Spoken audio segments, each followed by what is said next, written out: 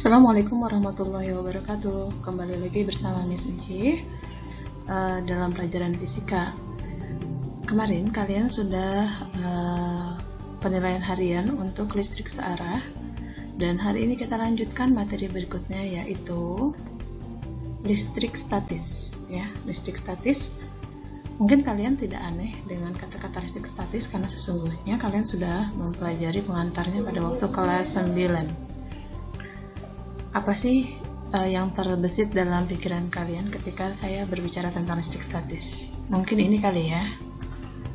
Ini ada balon yang digosok dengan kain wol. Kemudian ada bulu ayam yang menempel ke suatu benda. Terus berikutnya adalah kertas yang disobek-sobek kemudian tertarik oleh penggaris besi atau penggaris plastik gitu ya. Kompetensi dasar untuk listrik statis yaitu KD 3.2 dan juga 4.2, yaitu menganalisis muatan listrik, gaya listrik, kuat medan listrik, fluks potensial listrik, energi potensial listrik, serta penerapannya pada berbagai kasus.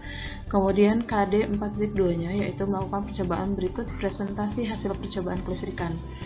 Insya Allah ini akan kita lakukan dalam pertemuan keempat atau kelima ya. Ya, untuk IPK-nya banyak ini ya. KD 3.2-nya saja IPK-nya ada 6, kemudian KD 4.2-nya itu 2, KD 3.21 mengidentifikasi muatan listrik, kemudian dilanjutkan dengan mengidentifikasi listrik statis dan muatan listrik, kemudian dilanjutkan dengan memahami hukum Coulomb dan mengidentifikasi medan listrik, serta mengidentifikasi energi potensial listrik dan potensial listrik, dan mengidentifikasi kapasitor. Kemudian KD 42.1 yaitu menyusun percobaan kelistrikan, pengisian dan pengosongan kapasitor dan pemanfaatnya dalam kehidupan sehari-hari, serta mempresentasikannya.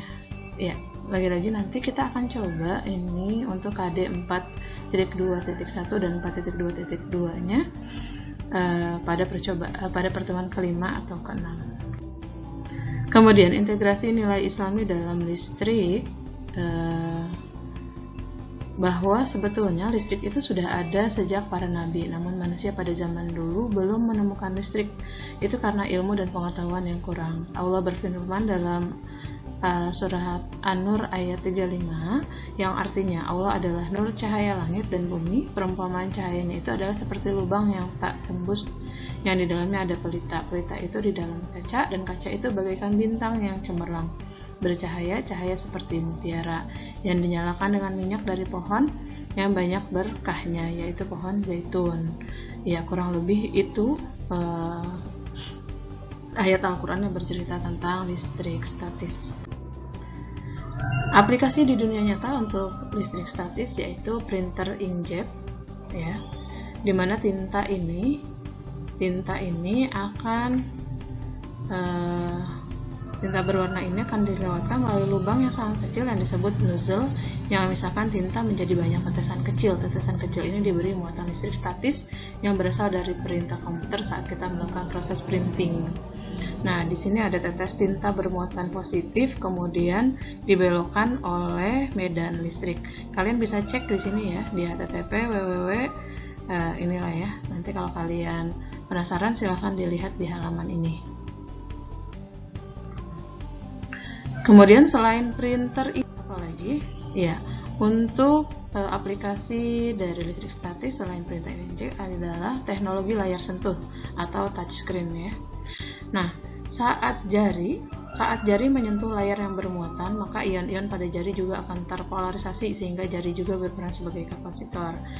Muatan-muatan pada jari terpolarisasi saat menyentuh layar touchscreen. Silahkan dilihat di laman YouTube-nya kalau kalian penasaran.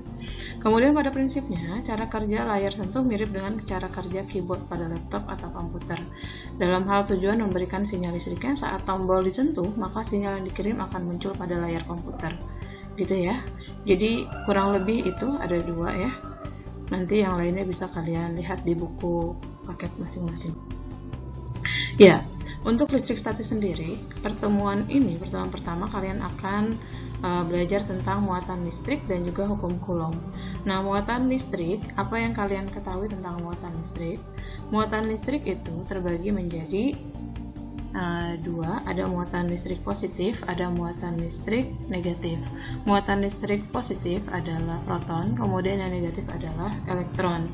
Nah, untuk interaksi dua buah muatan listrik itu kalian sudah pelajari waktu kalian SMP atau MTS. Kalau dia sejenis, maka muatannya jenis interaksinya adalah apa? Iya betul, kalau dia sejenis nanti akan tolak menolak, kalau dia berlainan akan tarik menarik. Nah, kemudian untuk hukum Coulomb ini sebetulnya khas sekali ya. Hukum Coulomb rumusnya apa? Ya, kalian bisa cek di buku kalau kalian lupa. Hukum Coulomb itu nama lainnya adalah gaya listrik ya. Gaya listrik nanti rumusnya adalah F sama dengan K per R kuadrat. Miss nggak akan berbicara banyak di sini karena nanti kalian tujuannya adalah melakukan praktikum dengan virtual lab ya. Ya, silakan dibentuk kelompok yang terdiri dari 4 orang bebas ya. Tapi tetap yang perempuan dengan perempuan, yang laki-laki dengan laki-laki, tidak boleh ada pembauran antara laki-laki dan perempuan. Kemudian kalian download LAS 3.2.1 di e-learning dan kerjakan secara kelompok. Kemudian hasilnya kalian kirim ke e-learning ya. Nah, ini adalah gambar untuk yang balance and statistic electricity.